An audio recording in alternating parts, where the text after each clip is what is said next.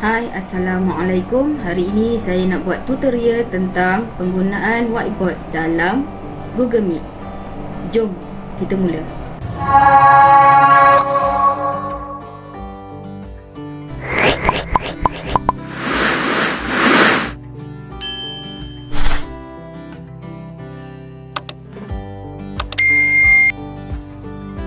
Jadi ini adalah paparan Google Meet saya.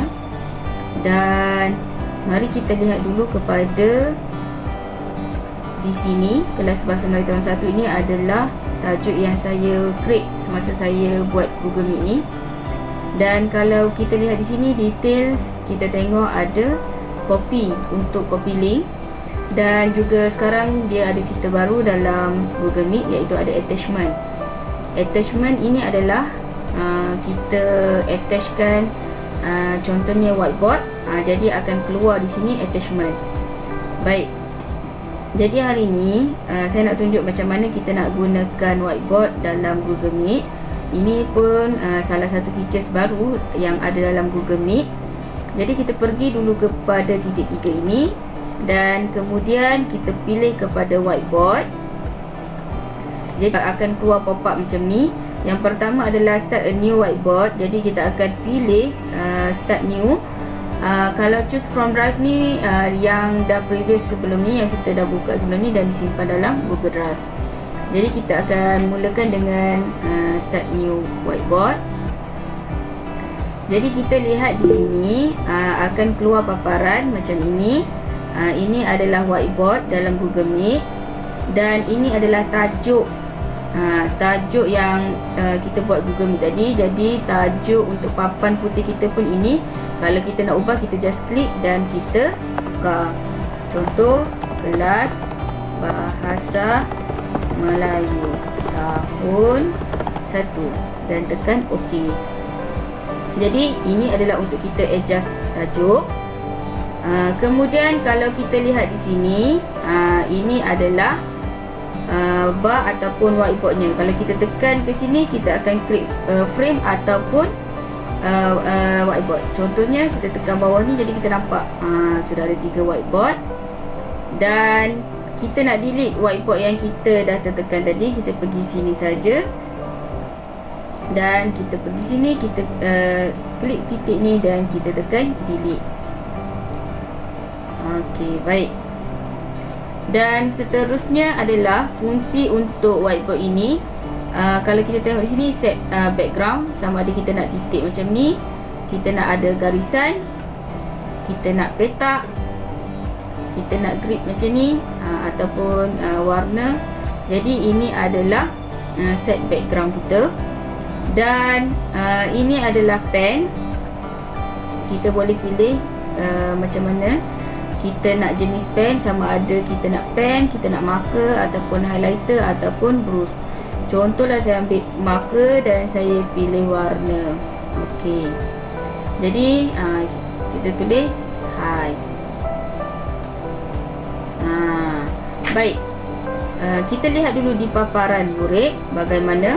Baik, bila kita dah buka di paparan murid, murid akan nampak seperti ini. Dan kita boleh lihat di meeting details, dan kita tengok sekarang attachment sudah ada 1. Ini adalah attachment kita, dan kita buka, dan kita boleh lihat di sini kita memerlukan murid itu untuk request access. Dia tak boleh buka. Sebab apa? Sebab murid ini dia menggunakan email persendirian, bukan menggunakan email MOE. Jadi cikgu menggunakan email MOE di sini.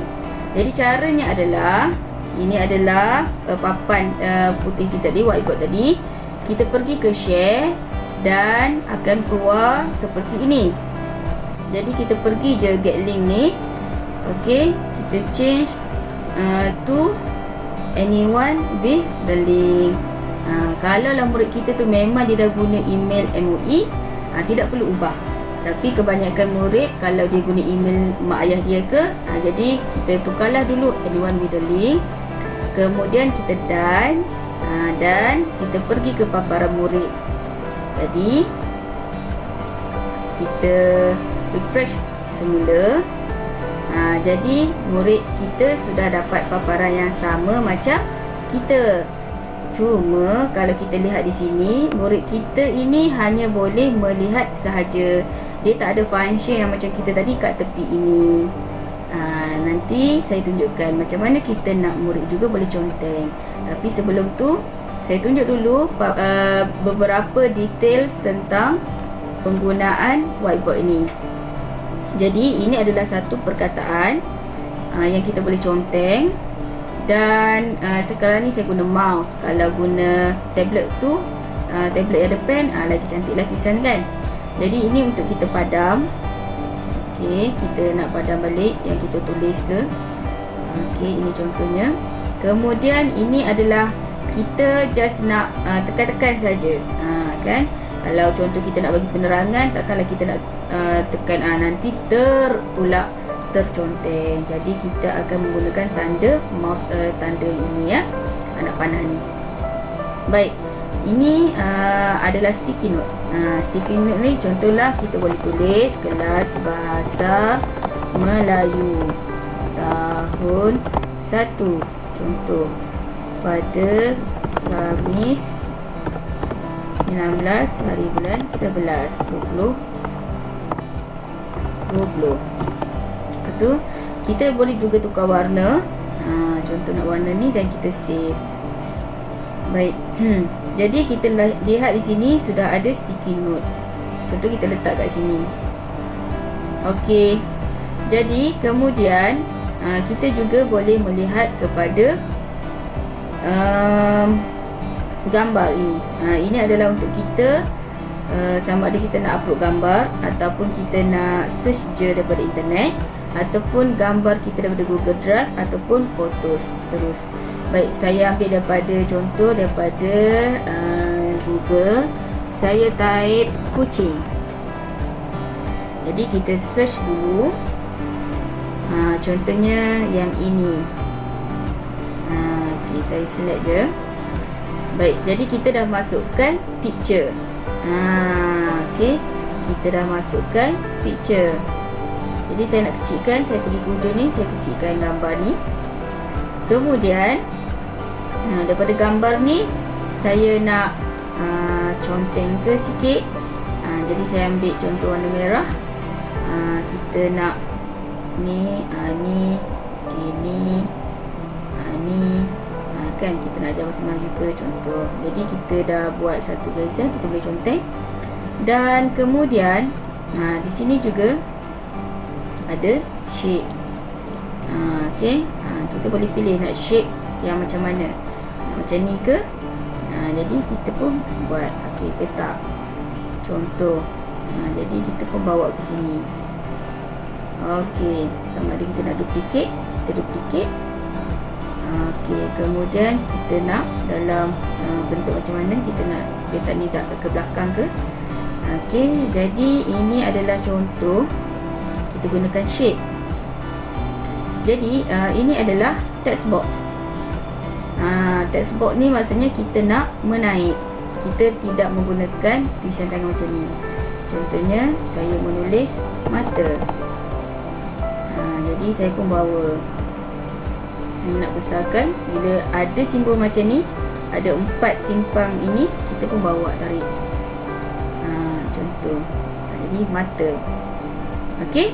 Dan ini adalah fungsi laser. Maksudnya masa kita present, kita boleh okey, tengok di sini, tengok di sini. Okey, ini adalah mata. Okey. Jadi kalau kita nak dalam keadaan yang kita boleh tekan pada semua, kita tekan yang ni. Jadi dia tak ada efek lah kat sini. Baik. Jadi mari kita lihat kepada paparan murid. Kita lihat di sini paparan murid pun sama macam paparan cikgu. Kalau kita lihat di sini, paparan murid tidak ada seperti cikgu. Kerana paparan murid sekarang ni hanyalah view only. Jadi bagaimana kita nak murid juga boleh memberikan idea ataupun menulis di papan putih kita ni, di whiteboard kita. Kita pergi ke whiteboard Jamboard cikgu. Inilah whiteboard Jamboard cikgu ni. Kemudian kita pergi ke share. dan kita pergi ke get link dan kita dah tukar kat sini tadi kan. Sekarang kita tukar di sini iaitu editor. Jadi dan okey, kita lihat kat murid, paparan murid, dan kita refresh sekali lagi dan kita lihat paparan murid sudah muncul.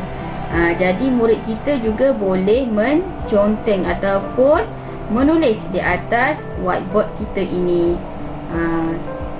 Okey, jadi kita lihat pada whiteboard guru bagaimana akan ada perkataan yang baru ditulis oleh murid kita. Jadi ini adalah penggunaan Jamboard. Jadi sekian sahaja tutorial saya pada kali ini. Semoga bermanfaat. Sekian, terima kasih.